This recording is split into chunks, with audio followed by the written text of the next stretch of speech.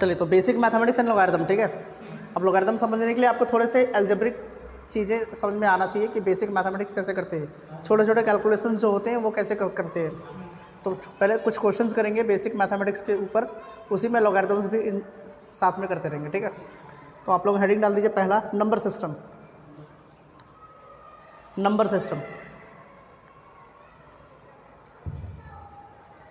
तो number system में सबसे पहले बताइए नेचुरल नंबर्स क्या होते हैं। 1 2 3 4 5 एंड सो ऑन।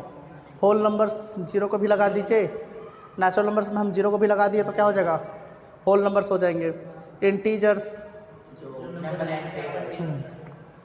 जो होल नंबर हैं वो तो आएंगे, और नेचुरल नंबर्स में माइनस साइन अगर हम लगा देते हैं, नेचुरल नंबर्स में माइनस साइन लगा देते हैं, एक तरफ से समझिए कि negative natural numbers. Negative natural numbers नाम का कुछ होता नहीं है, बस इतना समझ लीजिए कि नेचुरल नंबर्स है उसमें माइनस साइन लगा दिया, तो 0 1 2 3 4 -1 -2 -3 -4 ये सब क्या हो जाएंगे, इंटीजर्स होते हैं। क्लियर है कि नहीं क्लियर है।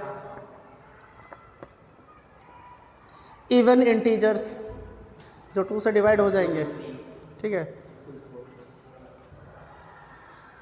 ऑड इंटीजर्स जो 2 से डिवाइड नहीं होंगे, जैसे +-1 +-3 ++3 और -3 दोनों ही डिवाइड नहीं होंगे। 5 भी डिवाइड नहीं होगा तो +-5 +-7, ठीक है। प्राइम नंबर्स जो खुद से डिवाइड होता है और 1 से डिवाइड होता है, समझ में आया। एग्जाम्पल स्टार्ट कहाँ से होता है, 2 3 5 ऐसे होता जाएगा, ठीक है, ठीक है। 1 क्या है, 1 ना ही प्राइम है ना ही कॉम्पोजिट नंबर है, क्या है, हाँ। 2 is the only prime number. 2 जो है वो क्या है, 2 एक ऐसा प्राइम नंबर है जो कि इवन है, क्या है, 2 is the only prime number which is even. और कोई प्राइम नंबर है जो इवन है, नहीं। 1 जो है वो प्राइम नहीं है ना ही कॉम्पोजिट है, समझ में आया। कॉम्पोजिट क्या होते हैं, 2 से ज़्यादा प्राइम फैक्टर्स होते हैं, क्या होंगे,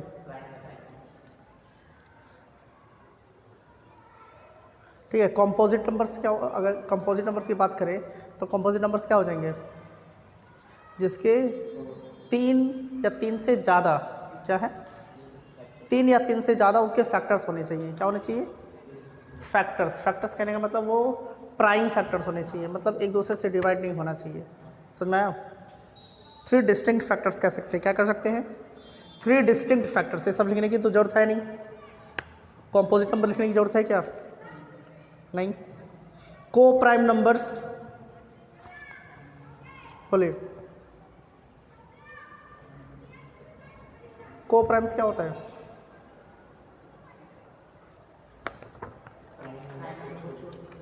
प्राइम नंबर को छोड़कर सब, ये को प्राइम मतलब प्राइम को छोड़कर सब, नहीं। ठीक है, हेडिंग डाल दीजिए, को प्राइम्स। को प्राइम्स वो होते हैं जैसे 2 प्राइम नंबर है, क्या है, 2 प्राइम नंबर है, उनके एचसीएफ अगर 1 होगा, क्या होगा, उनके बीच का कॉमन फैक्टर 1 है, तो उसको हम क्या कहते हैं, को प्राइम्स कहते हैं, क्या कहते हैं। तो इसमें लिख लीजिए को प्राइम्स में 2 natural numbers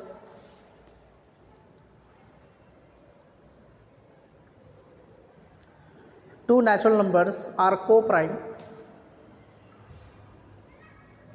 2 natural numbers are co-prime if their HCF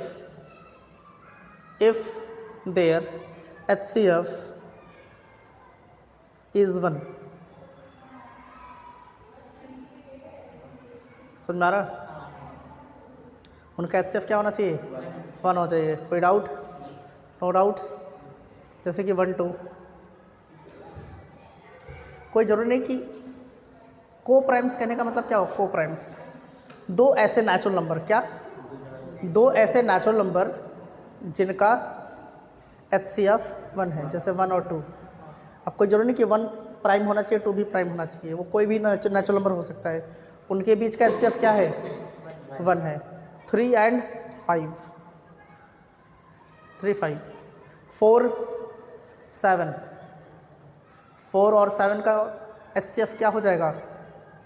इनके बीच में क्या इनका HCF क्या है? किससे ये दोनों डिवाइड होंगे? 1 से ही डिवाइड हो सकते हैं। और कोई नंबर है जिससे डिवाइड होते हैं तो इनका HCF क्या हो जाएगा? 1 हो जाएगा। तो ये क्या हो जाएंगे? को प्राइम्स हो जाएंगे। क्या हो जाएंगे? क्लियर है कि नहीं क्लियर है?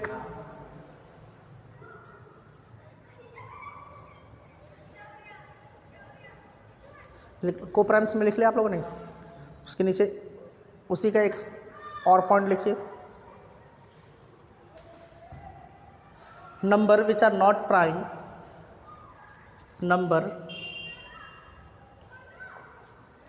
Number which are not prime are composite numbers. Numbers which are not prime, numbers which are not prime are composite numbers except 1.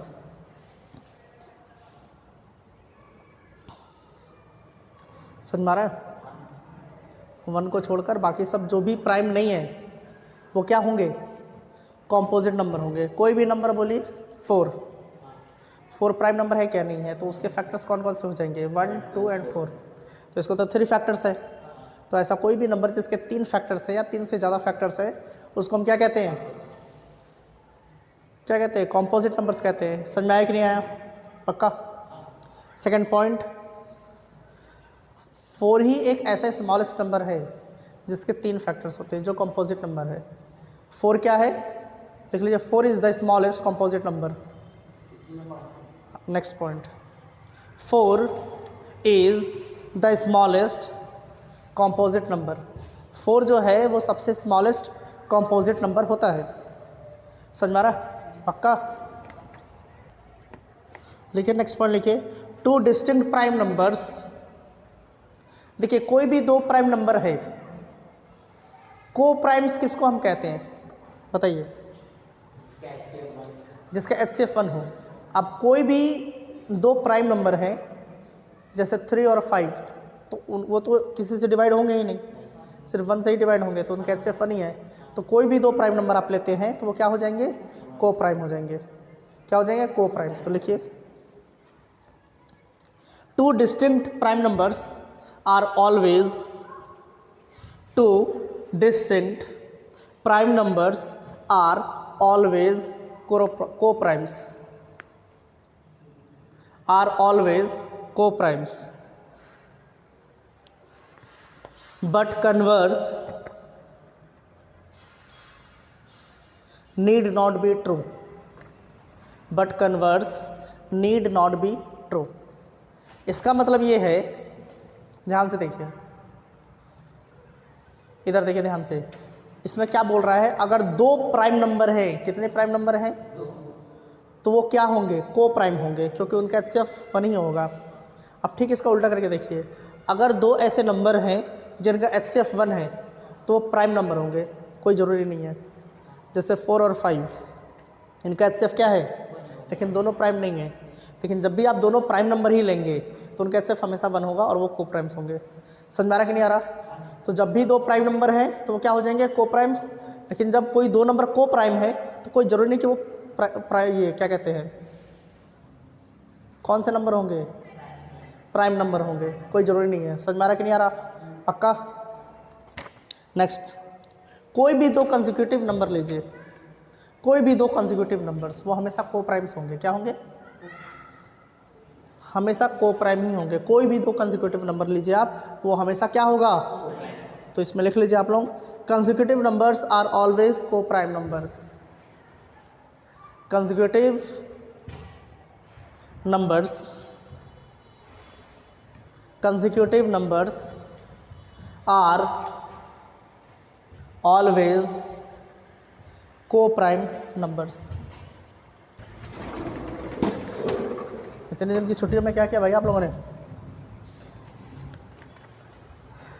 कुछ पढ़ाई वढ़ाई किया? क्या पढ़ाई किया कि टाइम पास कर रहे थे? हाँ, कितने दिन की छुट्टी थी? 12 दिन की ना। 17 को तो नहीं, 17 को मैं क्लास नहीं लिया था। 17 से छुट्टी थी, 17 से पूरा 30 तक कितना हो गया? 14 दिन हो गया। क्या किया?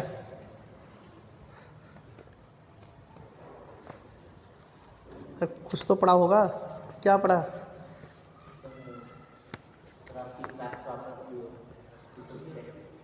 यूट्यूब से। कौन सा chapter? Trigonometry.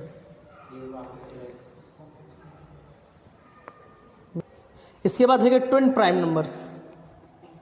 Twin prime numbers क्या होते हैं? ट्विन प्राइम नंबर्स बता सकते हैं?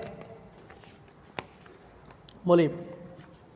ट्विन प्राइम नंबर्स ऐसे दो प्राइम नंबर जिसका डिफरेंस 2 है। क्या है? ऐसे कोई भी दो प्राइम नंबर जिनका डिफरेंस 2 है। कौन कौन से प्राइम नंबर है वो? 3, 5। और कौन से हैं? 5, 7। और कौन से हैं? 7, 11। वाह। 9 नहीं, 9 तो नहीं है। 11, 13 है। ये सब क्या है? 17, 19 क्या हो जाएंगे? ये सब ट्विन प्राइम नंबर्स हो जाएंगे। क्लियर है कि नहीं क्लियर है? ऐसे प्राइम नंबर जिनका डिफरेंस 2 है उसको हम ट्विन प्राइम नंबर्स कहते हैं। तो लिख लीजिए इसमें, if the difference between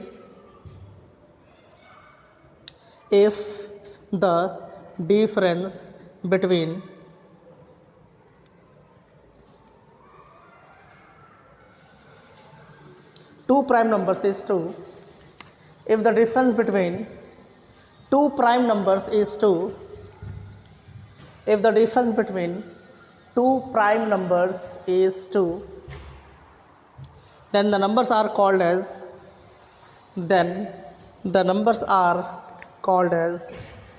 twin primes. And the numbers are called as twin primes.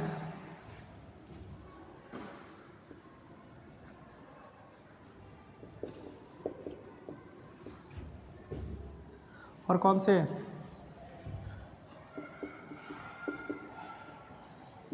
और भी है क्या? ठीक है, ये सब क्या है? ट्विन प्राइम्स है। इनका डिफरेंस 2 है।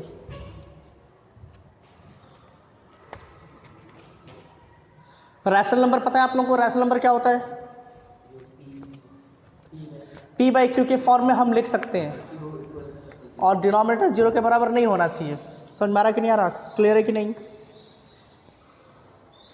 तो बस समझ लीजिए, all the numbers who can be represented in the form of p/q, जितने भी नंबर्स हैं जिसको हम p/q के फॉर्म में रिप्रेजेंट कर सकते हैं, जैसे कि इस फॉर्म में p/q where q doesn't equal to, तो इसको हम क्या कहते हैं? रैशनल नंबर कहते हैं। समझ में आ रहा कि नहीं आ रहा? और इरैशनल नंबर जिसको हम p/q के फॉर्म में नहीं लिख सकते उसको हम इरैशनल नंबर कहते हैं। समझ में आया कि नहीं आया? रैशनल नंबर क्या होते हैं? टर्मिनेटिंग। क्या होते हैं? अगर टर्मिनेटिंग नहीं है तो रेकरिंग होंगे। क्या होंगे? रेकरिंग होंगे। मतलब कि डेसिमल के बाद एक ही नंबर या एक ही चीज़ बार बार आता चला जाएगा। 3 डिजिट, 2 डिजिट या 1 डिजिट ऐसे करके वो बार बार रिपीट होते चले जाएंगे। इरैशनल में क्या हो जाएगा? Non terminating, non recurring. क्या होता है? नॉन टर्मिनेटिंग, नॉन रेकरिंग अगर डेसिमल में है तो। कभी भी अगर अंडर रूट के अंदर प्राइम नंबर आ जाए, क्या हो जाएगा? कभी भी अंडर रूट के अंदर अगर प्राइम नंबर आ जाएगा तो वो इरैशनल नंबर हो जाता है। क्या हो जाएगा? Irrational number. इतना ध्यान रखिएगा, ठीक है? जैसे √2, √3 ये सब क्या है? Irrational number. हम p/q के फॉर्म में नहीं लिख सकते इसको। क्लियर है कि नहीं क्लियर है? अब इसके बाद हेडिंग डाल दिए सर्ड्स।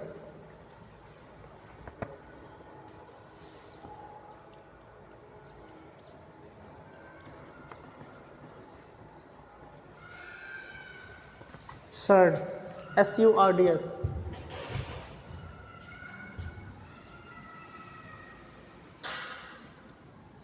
सर्ड्स क्या होते हैं भाई? अगर ऐसा कुछ दे रखा है nth रूट ऑफ a, क्या दे रखा है? ठीक है, तो ये क्या है? ये सर्ड है। क्या है? सर्ड है of nth order. Surd of, जैसे कि अगर हम बोल दें क्यूब रूट ऑफ 8, तो क्यूब रूट ऑफ 8 पता है सबको 2 होता है। होता है कि नहीं होता है? इसको 2 × 2 × 2 लिख सकते हैं, तो ये सर्ड नहीं है। अगर कह दिया जाए तो क्या है, सर्ड है। क्या है ये, सर्ड है ऑफ थर्ड ऑर्डर। क्या है, ऑफ थर्ड ऑर्डर। क्लियर है कि नहीं क्लियर है? तो इसमें लिख लीजिए आप लोग, if A is not a perfect, if A, ये वाला A, if A is not a perfect, if A is not a perfect nth power,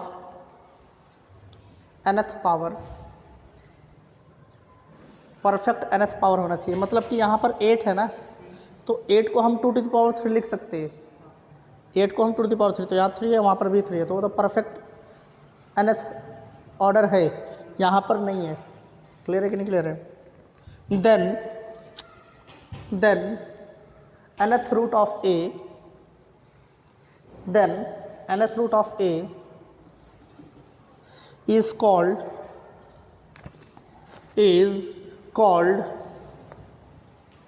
a surd, is called a surd of nth order, of nth order।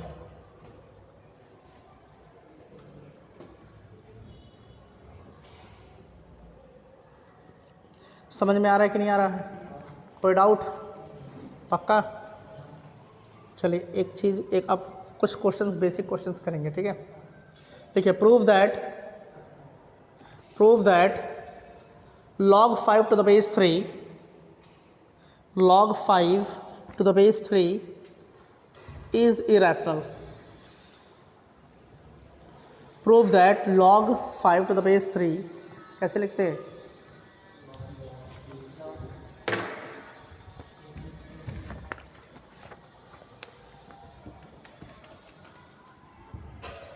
log 5 to the base 3 आपको irrational proof करना है। क्या करना है? कैसे करेंगे irrational proof? Irrational कहने का मतलब उसको हम p/q के फॉर्म में नहीं लिख सकते, यही तो बोला है। क्या बोला है क्वेश्चन में?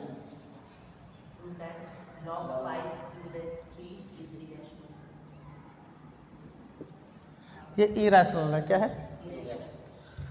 ये आप लोगों को प्रूफ करना है। तो अगर मान लेते हैं ये रैशनल नंबर है, सबसे पहले हम क्या मान लेंगे? हम क्या करते हैं ऐसे केस में, जब भी इरेशनल प्रूफ करना होता है, क्या करना होता है? तो जब भी इरेशनल प्रूफ करना है तो हम इसको मान लेंगे कि ये रैशनल है। क्या मान लेंगे? और प्रूफ करते लास्ट में करते हैं कि अगर ये रैशनल है तो वो कंडीशंस फॉलो ही नहीं कर रहा है। अगर ये रैशनल है, कंडीशंस फॉलो नहीं कर रहा है, इसका मतलब ये इरेशनल है, रैशनल नहीं है। हमने गलत एजम्पशन ले लिया था। हम पहले लेट कर लेंगे इसको कि लेट ये क्या है, रैशनल है। तो रैशनल के जो कंडीशंस होते हैं वो फॉलो करने चाहिए उसको। अगर वो फॉलो नहीं करेगा इसका मतलब ये रैशनल नहीं है, इरेशनल है। समझ में आया कि नहीं आया? तो हम लिख लेंगे लेट, ये क्या है, इसको हम p/q के फॉर्म में लिख सकते हैं। अगर रैशनल नंबर है तो इसका मतलब क्या है, इसको हम p/q के फॉर्म में लिख सकते हैं। यही तो तरीका है। समझ में आया? कहाँ खो गए भाई आप? इधर क्या हो गया? अरे क्वेश्चन बाद में लिखे भाई, पहले समझिए। समझ लेगा तो खुद पे घर से कर सकता है, छापने से क्या होगा? तो ये क्या है, हमने मान लिया कि ये रैशनल नंबर है, ठीक है। अब रैशनल नंबर है, अब इसको हमें लिखना है, तो इसको कैसे लिखेंगे हम? लॉग को यहाँ से रिमूव करना है, तो ये क्या हो जाएगा? 5 = 3 p/q। ये हो जाएगा कि नहीं हो जाएगा?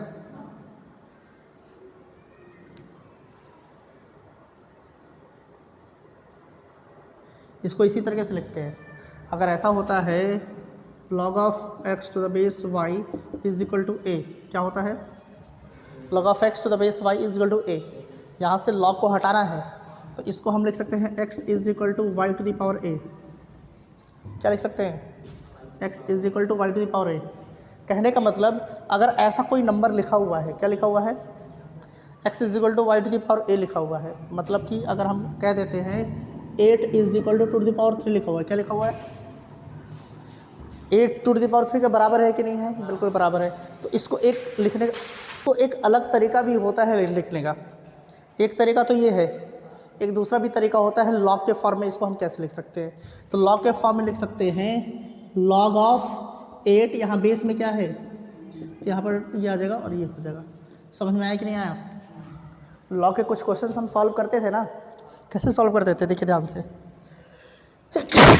सॉरी, इसको हम ऐसे लिख सकते हैं, लॉग बेस में 2 है, 8 को हम क्या लिख सकते हैं, और यहाँ पर क्या है 3, यही तो होगा ना। अब लॉग जिसके भी नंबर का पावर दो वो सामने आ जाता है, तो 3 log 2 to the base 2 is equal to 3, और जब ये दोनों सेम होते हैं तो ये कैंसिल आउट हो जाते हैं, तो 3 इज इक्वल टू 3 आ जाएगा। लिख सकते हैं कि नहीं लिख सकते हैं, समझ में आया। तो जब भी यहाँ से लॉग हमको रिमूव करना है तो ये बेस यहाँ पर आ जाएगा और ये वाला क्या हो जाता है, पावर में चला जाएगा। समझ में आया कि नहीं आया, पक्का, ठीक है। अब इसको ऐसे लिख सकते हैं 5 is equal to 3 to the power p to the power 1/q, ऐसे लिख सकते हैं कि नहीं लिख सकते हैं, लिख सकते हैं। अगर ऐसे लिखा हुआ है x is equal to 5 to the power 1/2, क्या कर रहे हैं, अब हमें यहाँ से ये डिनोमिनेटर हटाना है, तो डिनोमिनेटर में क्या है 2, तो स्क्वायरिंग बोथ साइड्स कर देंगे, क्या करेंगे, तो ये हो जाएगा x square is equal to 5, क्योंकि यहाँ पर स्क्वायर किया तो इधर भी स्क्वायर करेंगे, अब स्क्वायर करेंगे तो ये 2 और ये 2 कट जाएगा, 5 टू द पावर 1 आ जाएगा। समझ आया कि नहीं आया, मतलब डिनोमिनेटर में जितना भी है उतने बार हमको पावर लेना होता है। तो यहाँ पर डिनोमिनेटर में क्या है q, तो यहाँ पर क्या कर देंगे 5 to the power q is equal to 3 to the power p, हो जाएगा कि नहीं हो जाएगा, हो जाएगा, बोलिए पक्का क्लियर है। और क्या ये कभी ट्रू हो सकता है,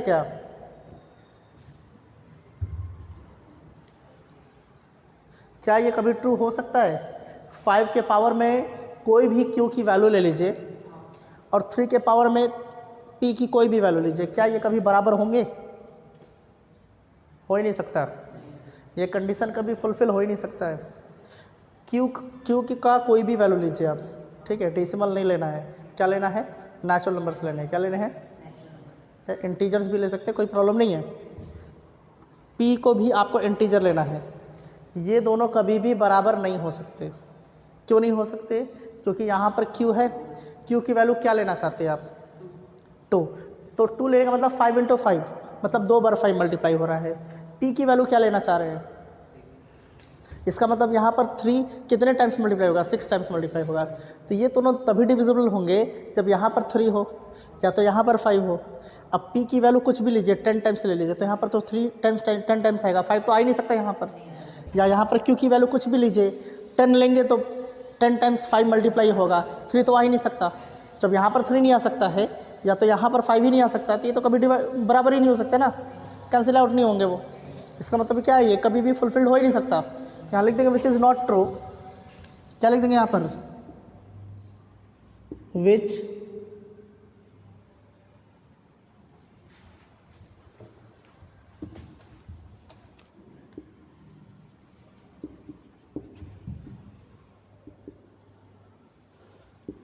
हेंस ये क्या हो जाएगा, log 5 to the base 3 is क्या हो जाएगा,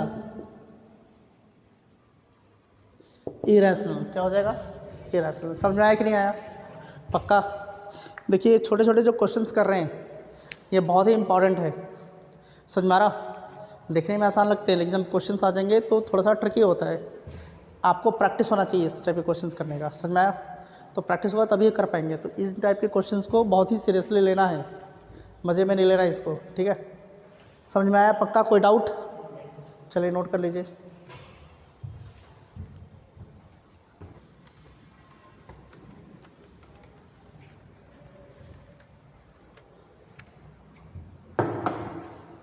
अब एक क्वेश्चन दे रखा है सिंप्लीफाई, आप लोगों को सिंप्लीफाई करना है।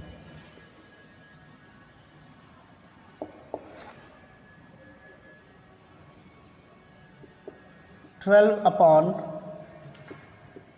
+ √5 - 2√2), ये आप लोगों को सिंप्लीफाई करना है, ठीक है। तो सिंप्लीफाई करने का मतलब क्या है, उसको छोटा करके लिख देना एकदम सिंपलेस्ट फॉर्म में।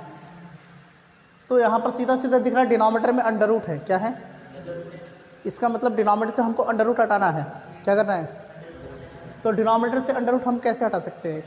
रैशनलाइज करके। तो रैशनलाइज करेंगे तो इनके बीच में साइन क्या है, तो इसको मल्टीप्लाई कर देंगे 3 + √5 + 2√2 और डिवाइड कर देंगे 3 + √5 + 2√2 से। ये वाला पार्ट क्लियर है कि नहीं क्लियर है? तो यहाँ पे क्या हो जाएगा 12 विद इन ब्रैकेट, इसको वैसे ही छोड़ देंगे 3 + √5 + 2√2। हमें सिर्फ डिनोमिनेटर से मतलब है। किससे डिनोमिनेटर मतलब है? डिनोमिनेटर को हमें किस फॉर्म में लेकर आना है? रैशनल नंबर के फॉर्म में लेकर आना है। क्या क्या किसके फॉर्म में लेकर आना है? तो ये हो गया a - b, ये हो गया a + b। तो a + b, a - b क्या होता है? a² - b²। तो ये 3 + √5 हो जाएगा, 3 + √5 का स्क्वायर, यहाँ पर माइनस होता है, फिर यहाँ पर जो 2√2 का, यही तो हो जाएगा ना। न्यूमरेटर को टच भी नहीं करना है, वो वैसे ही रहेगा। 3 + √5 + 2√2 अपॉन 3 का स्क्वायर, √5 का स्क्वायर, 2 × 3 = 6, 6√5 + 6√5 -4 और √2 का स्क्वायर 2, 4 × 2 = क्लियर है कि नहीं क्लियर है? कोई डाउट? पक्का?